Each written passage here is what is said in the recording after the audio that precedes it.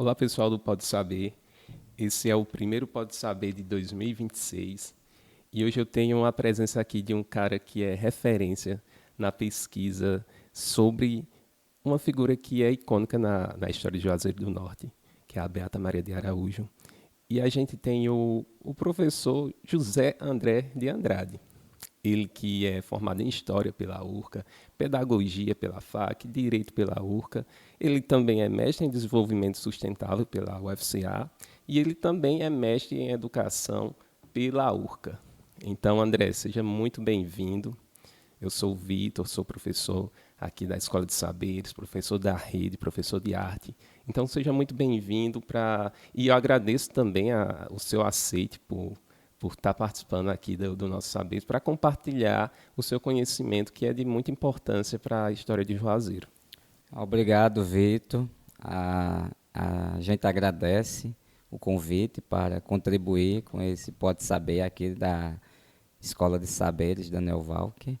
E estamos aqui para contribuir com um pouco da nossa pesquisa sobre a Beata Maria de Araújo. Ótimo. André, e aí eu queria iniciar perguntando, quem é André de Andrade? Então, o André atual é esse André professor da Rede Municipal de Educação, mas é um André que é juazeirense, né? Durante a adolescência começou a fazer teatro, né? Então, durante muito tempo, até hoje eu faço teatro, mas junto ao teatro também entrei na educação e ainda ali na adolescência fazendo teatro a gente encenava espetáculos teatrais cujo foco era a história de Juazeiro do Norte, mas focalizava muito na figura do Padre Cícero. Isso porque, historicamente, né, tentaram silenciar a Beata. E aí, ao longo desse processo, nas participações do curso de História, né, em outras produções teatrais que começaram a ser desenvolvidas, eu fui tomando parte. E, recentemente, a partir do mestrado em Educação na URCA, né, eu fiz um projeto de pesquisa para tentar trazer a Beata Maria de Araújo dentro do contexto da educação patrimonial. E eu já fazia parte do movimento para a memória da Beata Maria de Araújo, que iniciou em 2018. Então, as coisas se uniram e a gente conseguiu realizar uma pesquisa, e junto com a pesquisa, a conquista de vários outros fatos, acontecimentos e eventos que contribuíram para que a memória da Beata ganhasse visibilidade, né? Tanto na educação municipal como na cidade de Juazeiro do Norte. André, tu afirma na tua pesquisa, né, que o Padre Cícero e a Beata Maria de Araújo eles foram protagonistas do fenômeno do milagre da hóstia, né? Como esse evento pode ter sido decisivo para a emancipação política de Juazeiro do Norte e essa projeção internacional? Então, a gente pensando a cidade de Juazeiro do Norte, antes era apenas um sítio. Alguns historiadores chamam sítio Juazeiro, com a escrita J-O. Outros falavam aqui que era a Fazenda Tabuleiro Grande, né? Pesquisas vão apontar esses dois espaços. E o Padre Cícero, cratense, recém-formado, foi convidado para celebrar nesse pequeno povoado. E em uma dessas suas celebrações, ele tem um sonho que vê Jesus, e Jesus o chama para cuidar dos povos humildes e simples. Então, isso é a primeira profecia. Também nessas visitas, ele conhece a Beata Maria de Araújo, criança, e que vê nela um prodígio, né, diferenciado. Então, você já no início, antes de Juazeiro se tornar qualquer coisa, já tinha um ar profético, né, entre dois seres, o padre e a Beata. E essa Beata vai ser orientada espiritualmente pelo Padre Cícero. De fato, o Padre Cícero é o orientador espiritual, a Beata toma parte nesse hábito de Beata, e quando realmente acontece essa transmutação, né, o Padre Cícero vai ministrar a hóstia, e a hóstia transforma-se em sangue, no dia 1º de março de 1889, é um fenômeno que, de certa forma, corrobora com aquelas profecias que os dois já vivenciaram. A Beata na infância, tendo visões divinas com Jesus, criança, Jesus menino, menino Deus, e o padre com Jesus, né, já é adulto pedindo que ele ficasse no lugar para cuidar das pessoas pobres. Então, o fato do milagre torna isso materialmente visível.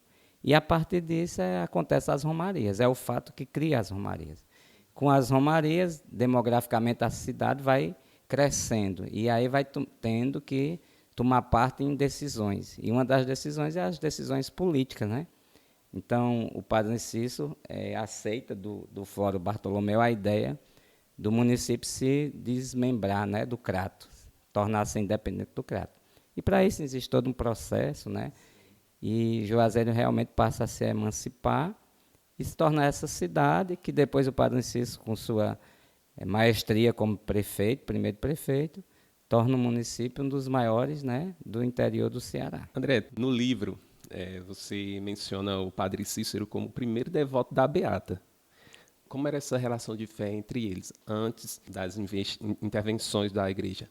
Pelos relatos, a gente consegue inferir pelos relatos, as cartas e os inquéritos, né? Fazendo uma leitura assim bem, de um olhar mais atento, a gente percebe que o padre Cícero tinha a Beata realmente como uma figura divina. Ele descreve como uma figura da mais sublime graça de Deus e que ela era maravilhada no sentido de ter muita fé.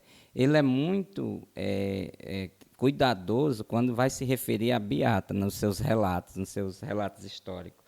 E isso também prova que ele em nenhum momento negou.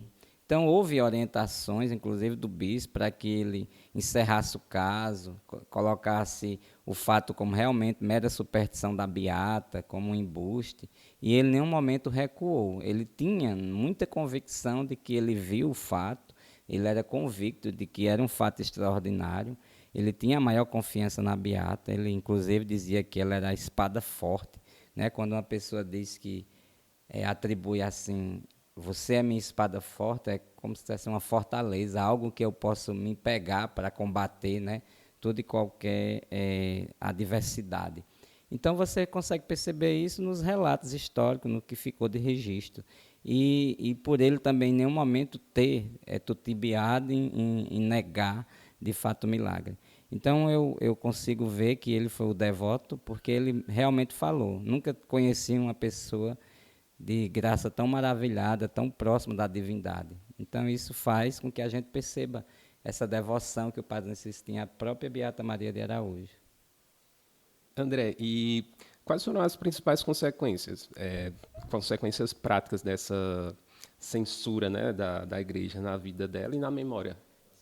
Pela minha pesquisa, a gente consegue perceber e até entender mais ou menos a igreja na época, porque as pessoas que faziam a igreja na época ficaram chocadas, porque veja só, as pessoas não falam do cenário, mas você veja bem, nós tínhamos uma capelinha em devoção a Nossa Senhora das Dores e um padre recém-chegado que fazia um trabalho da pastoral maravilhoso. O padre Cícero fazia um trabalho além da pastoral religiosa, porque ele orientava para a natureza, para a violência, para a educação, ele era fantástico. Mas aí, quando acontece o fato da hóstia transformar-se em sangue, o que é que a gente vai ver? A gente vai ver uma multidão de pessoas adorando panos manchados de sangue numa urna de vidro, no altar principal da igreja. Então, isso choca qualquer religioso. Isso aconteceu por vários anos, né, André? Mas no teu livro tu fala mais de 100 vezes. Porque assim, a gente, fazendo a pesquisa, geralmente é a referência, né? Uhum. Há autores que dizem dezenas de vezes, né? O Ralph de la Cava mais de 100 vezes, e a gente vai trazendo isso. Então, o relato é que o bispo sabia, tinha notícia lá em Fortaleza, o bispo Dom Joaquim, de que milhares de pessoas estavam adorando os panos manchados de sangue dentro de uma urna e adorando a Beata, né? Uma mulher negra, né? Que já, para a época, né?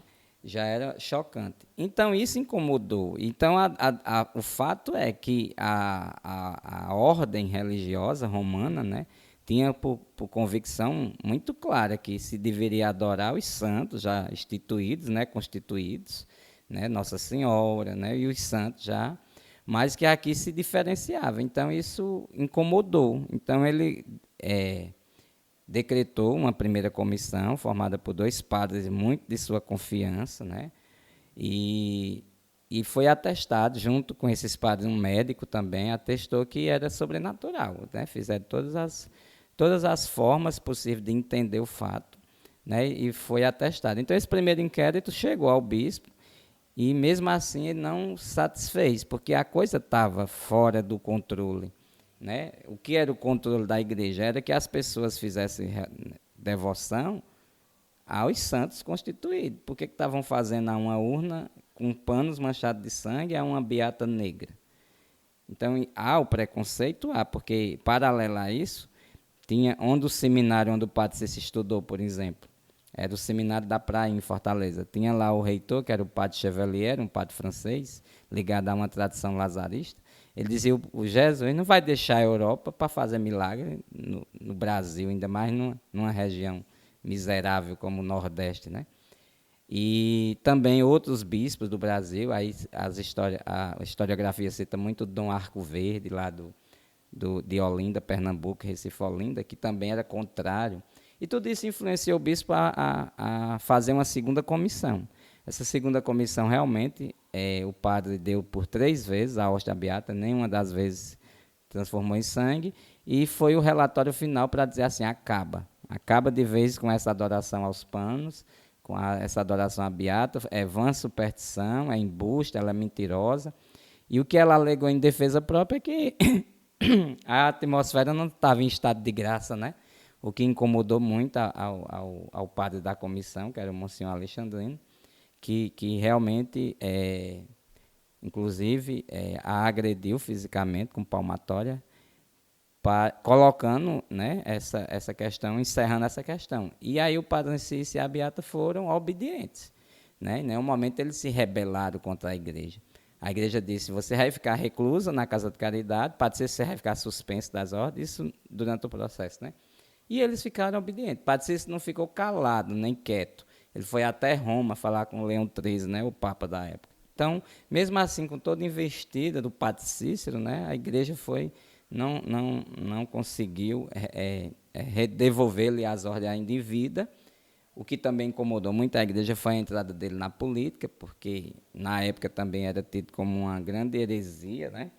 E assim o Padre Cícero, na política, conseguiu se fazer de Juazeiro uma cidade ainda mais forte, mas realmente a parte religiosa da beata ficou silenciada. A igreja confiscou tudo o que podia sobre a beata, né? Confiscou as imagens, as fotografias, as medalhas que eram cunhadas com a imagem da beata, né? E, de certa forma, queria, apagar. Um apagamento real, apagamento, né? para dizer assim, nesse espaço não se adora, não se reverencia uma beata negra e nem os panos desse milagre que foi tido como supersticioso pela igreja no segundo inquérito.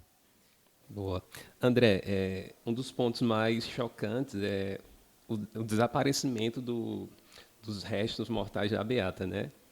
E aí, o que é que tuas pesquisas revelam sobre quem autorizou ou quem mandou ou executou a destruição do túmulo e por que isso aconteceu? Esse fato é muito claro de falar porque ele está registrado, né? Existe um documento que o próprio Padre Cícero registrou em cartório Machado aqui de Juazeiro do Norte. O Padre Cícero toma conhecimento que o túmulo foi quebrado, foi violado, foi destruído. A Sé, né? a diocese estava vacante. Um bispo havia morrido e um outro bispo iria assumir. E nesse intervalo, né, quem estava à frente da Igreja do Socorro era Monsenhor José Alves de Lima. Então, esse personagem é citado pelo Padre Cícero, né? Então, seria tido como responsável. Mas a história nunca mostra nada registrado além desse relato do Padre Cícero. O fato é que o Padre Cícero faz o protesto, é registrado em cartório, mas não se tem repercussão. É como se a igreja, desde aquele momento, não vou dar resposta, Padre Cícero. É o protesto feito em cartório, mas não vou dar resposta. Até hoje, a gente espera essa resposta. Não se sabe de fotos, porque o Padre Cícero, inclusive, fotografou, há no relato, mas não se sabe das fotos. Somente esse documento que está no livro do cartório.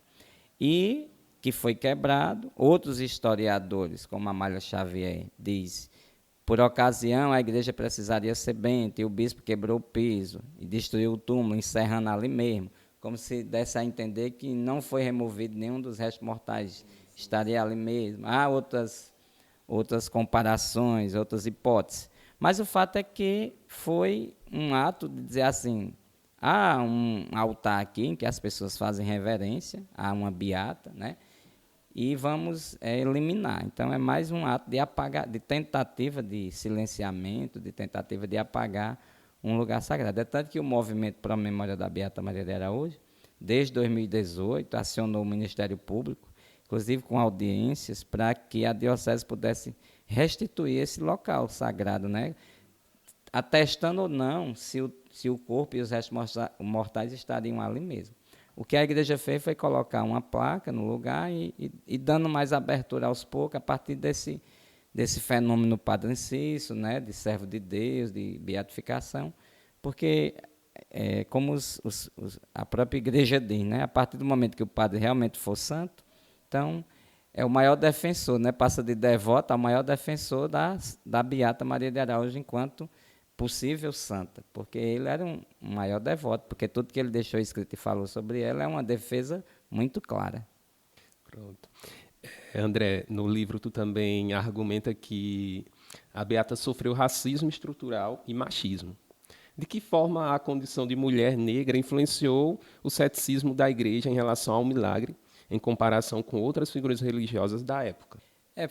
Esse fato que eu já citei agora, né? Você tem há uma negação, né, na figura da Beata Maria de Araújo por diversos escritos da época. Um dos maiores escritos é o livro do padre Alencar Peixoto, inclusive era um dos aliados do padre Cícero, lutou pelo movimento de independência, mas ele escreve um livro que vai ser propagado em todo o Nordeste do Brasil, em que realmente ele é muito racista, né? É de um preconceito e uma misoginia profunda em relação à beata. São palavras que a gente até evita de pronunciar, mas quem conhece o livro, o Juazeiro do Cariri, do padre Alencar Peixoto, vai perceber que ele descreve. Então, assim como ele, outras pessoas também tinham essa. Porque se até hoje esse racismo estrutural ainda está entranhado, né, nas mentalidades de brasileiros, né? Imagina na época, um ano após a abolição da escravatura, né? Então você tem uma beata que sofreu esse racismo estrutural mesmo, ainda hoje sofre. Então é lamentável, né? Isso. André, várias leis foram aprovadas, tanto no âmbito municipal como no âmbito estadual. Como é que tu enxerga o cumprimento dessas leis?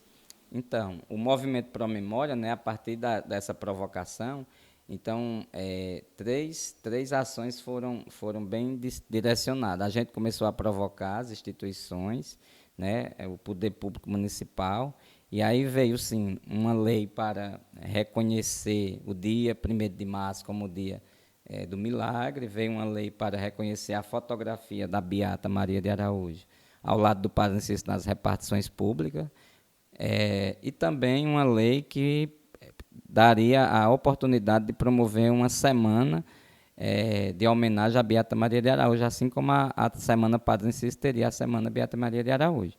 Então, a gente conseguiu, através da pesquisa, sensibilizar, inclusive agradecer à Secretaria de Educação do município, que foi pioneira em promover a Semana Beata Maria de Araújo e colocá-la no calendário, fazendo justiça, né, esse reparo histórico, né? A gente já tem mais de 40 anos de Semana Padre Cícero. Então, esse ano vai ser a segunda Semana Beata Maria de Araújo nos espaços escolares.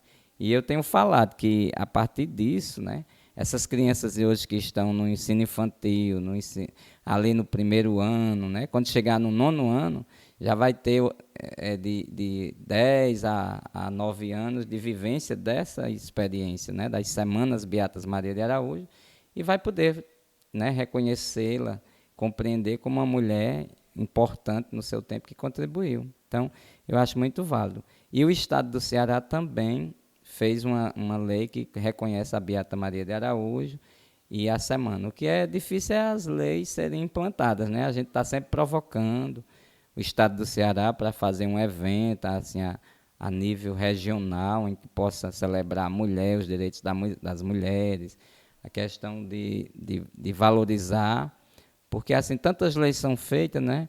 Inclusive a gente está vivendo um momento da lei de valorização das mulheres que fizeram história, que é uma outra lei que coloca dentro da lei LDB, né? Então eu acho tudo muito válido, muito fantástico, porque assim a gente vai ter uma sociedade com essa igualdade de gênero que a gente tanto busca. Boa. E dando gancho, né, na educação que a gente chegou agora, como é que os professores podem utilizar a história da Beata para trabalhar os temas de história e cultura afro-brasileira e também a desigualdade de gênero em sala de aula? Eu acho que a partir desse olhar, que é uma mulher ao lado do Padre Cícero, o Padre Cícero sempre como patriarca do sertão, né? O padre, o homem, o benfeitor, o conselheiro, né? Orientar que a Beata também foi educadora. O Padre Cícero, os relatos dizem, ela cuidava das crianças. Não era cuidava, ela era uma educadora autodidata, embora não escolarizada, embora não foi à escola, mas ela tinha um grande saber, né? O saber autodidata. A própria Diane pesquisou, né? A Dia Nobre, que ela tinha grande conhecimento religioso, citava passagens da Bíblia, sabia latim a partir de ouvir. Então, ela era uma mulher que também foi educadora. E por ser negra, né, e ter esse contexto do racismo estrutural que a gente enfrenta hoje, ela é uma forte bandeira para trabalhar essa questão do racismo, né, estrutural. E também ela é artesã, a arte, essa cultura que veio com as romarias, né, todos os nossa cultura popular, os reisados, as lapinhas, banda cabaçal, e ela era artesã, fazia boneca de pano. Então, tudo isso está dentro do contexto, né, e também eu fui ver lá na historiografia, né, tem um livro do Diniz, que é Memórias de um Romeiro, que ele diz: a Beata Maria de Araújo era quem tirava todos os anos grande contribuição de dinheiro e legumes na Casa de Caridade do Crato. Então, a filantropia, né, ela também foi pioneira nessa questão da filantropia. Num momento em que não existia o Estado, não existia políticas sociais, não existia políticas públicas para a sociedade. Então, era a igreja que fazia, né, esse trabalho filantrópico. Os padres, como o padre mestre Biapina construiu casas de caridade, e a manutenção da casa de caridade, quem era que fazia? O padre mestre Biapina construía as casas de caridade, né? Você sabe, ele passava pelos sertões construindo. Mas quem fazia a manutenção eram os beatos e as beatas que ficavam. Então, a beata teve essa grande contribuição. Então, ela é fantástica, assim. A historiografia sempre a colocou como mulher pobre, negra, humilde, analfabeta. E aí a gente vem e diz, não, mulher de saber, empoderada, beata que enfrentou, filantropa, educadora, né? E artesã, artista, enfim, uma grande mulher. Na última vez que eu entrevistei, que nós entrevistamos uma das pessoas que é referência também na pesquisa da Beata Maria, ela falou sobre a construção de uma estátua também da Beata Maria de Araújo ao lado do Padre Cícero. Qual é a sua opinião sobre isso?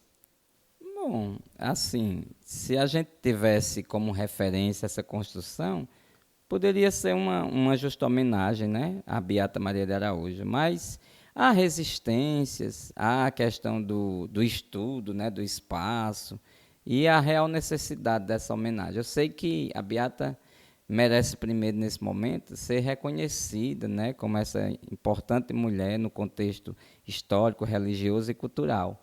E se fazer, a gente vive muito na moda das estátuas, né? O Sim, Cariri está vivendo realmente um celeiro. Então já boom. tem projetos, já tem ideias.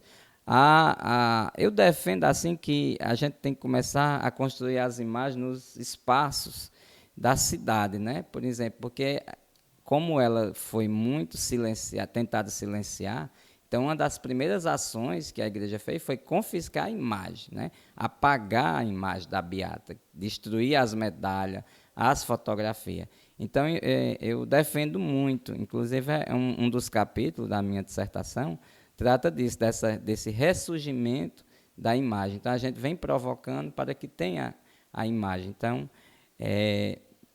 quanto mais a gente tiver a imagem do Padre Cícero e da Beata, mais essa cidade ganha em simbologia, em significado, em potencial para uma economia criativa.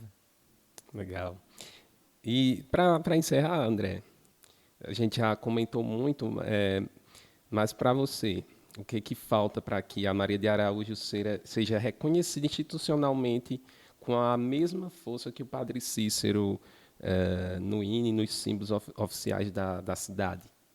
É o olhar mais atento, né? É o olhar de tentar corrigir os erros do passado, saber, primeiro, passa a dizer assim, foi minha culpa, né? Foi minha culpa, enquanto instituição, seja religiosa, seja instituição pública, de dizer que passou-se muito tempo, né? Mais de 100 anos, em que uma mulher tão importante que contribuiu, né, foi protagonista do fato fundador dessa cidade, né, primeiro reconhecendo isso, então é possível fazer as ações necessárias. Acredito que já estejam fazendo muitas das ações necessárias. Desde 2018, a gente do movimento vinha dizendo o dia do milagre, e ali um ou outro, né, colocava, apontava, fazia alguma coisa. E esse ano eu acho que as redes sociais ficaram mais evidentes que o dia do milagre.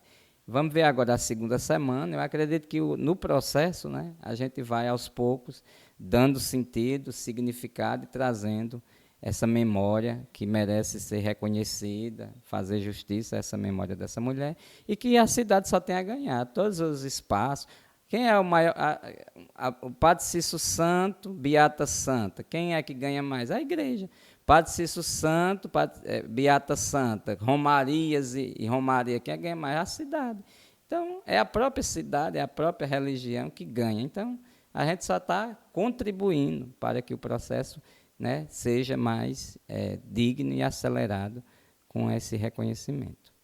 André, eu só tenho a agradecer pela sua contribuição.